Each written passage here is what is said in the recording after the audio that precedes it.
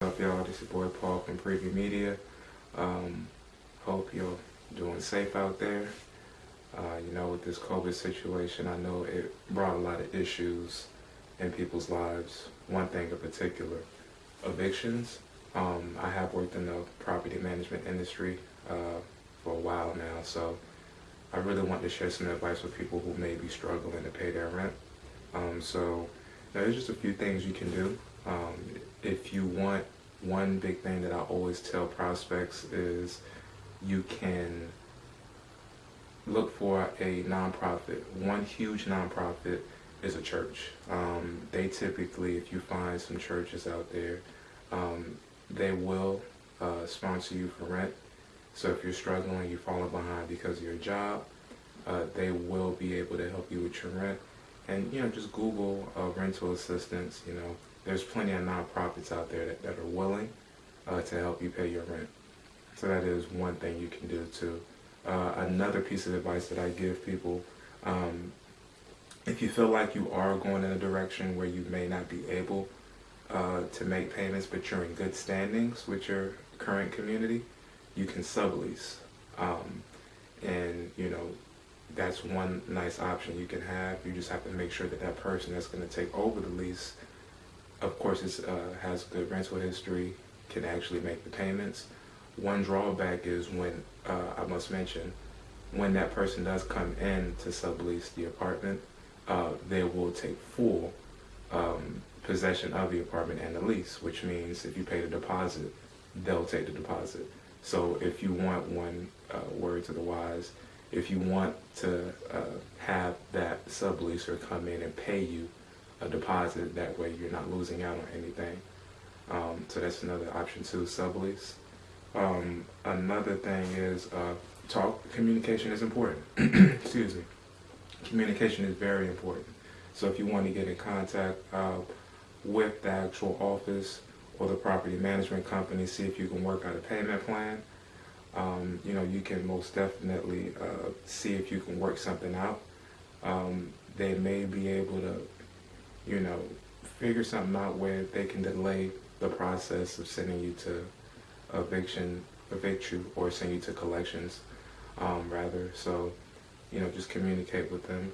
They, typically they understand that because of this COVID-19, there are a lot of people losing out on jobs. They're mindful of that, but they still want to make sure that they're bringing in revenue. So they have to figure something out. So some of these properties, most of them are not in a rush to evict people. They do want to figure something out. So communicate with them. If you, and that also brings me to another point, if you wanted to break your lease, for example, typically breaking your lease is a 2-month buyout. But in some of these cases, again, most of these properties are aware of the fact that a lot of people are losing their jobs. So some cases they may actually take that off the table, the buyout fee, and they may just have you pay the current fees, which is that current month's rent. I know there's some properties out there that are actually taking out the late fees and eviction fees altogether. Just pay that current rent and your utilities. So that just goes back to the communication thing. Also, if none of those things, if you feel like you're just at a point now where you are being evicted and there's nothing that you can do, you've tried these different steps. If you're going out there looking for a current apartment or looking for another apartment, you can always look for second chance programs.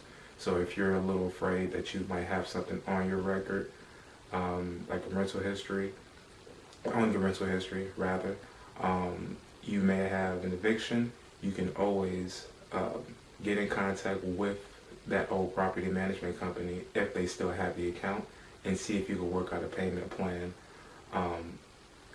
before they send it to collections.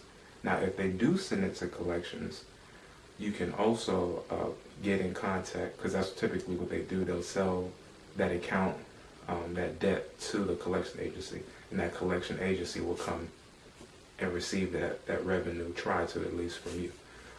So you can get in contact with that credit agency and and see if you can work out a plan to pay it off, and they can remove that from your credit. Or if you decide you don't want to do that, you can just wait the 7 years and it'll be taken off of your credit. But those are a few options. You can find a nonprofit, sublease it, work out a payment plan, or if you decide to break your lease, understand, the communication element is very important. So you may actually be able, excuse me, you actually may be able to avoid late fees and buyout fees if you just communicate with them, because these properties are aware that people are losing their jobs, and they would rather receive some kind of revenue than no money at all. So just work something out with them.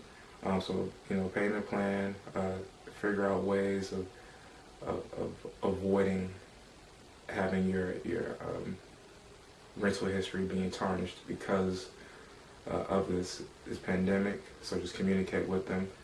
Finding second chance programs. If you already are at a point where you've been evicted and you're just afraid that you won't be able to find an apartment, find a second chance program. There's plenty of them out there. And if it has been sent to the credit agency and you want to resolve it, you don't want to do the second chance programs, you can work with that credit agency. If the debt has been brought off, or if it hasn't yet, get in contact with that old property management company, because you can probably fix that issue, pay it off before they even send it to the credit bureau. So those are the options. Let me know what you think. If you think it was good advice, comment below. Just thought it would be some good advice to give people out there, considering the pandemic has caused a lot of issues in people's lives, especially with their living situation. So I just wanted to share that piece of advice for you, with you. And let me know in the comments what you think. I really appreciate you watching, and stay safe. Have a good day.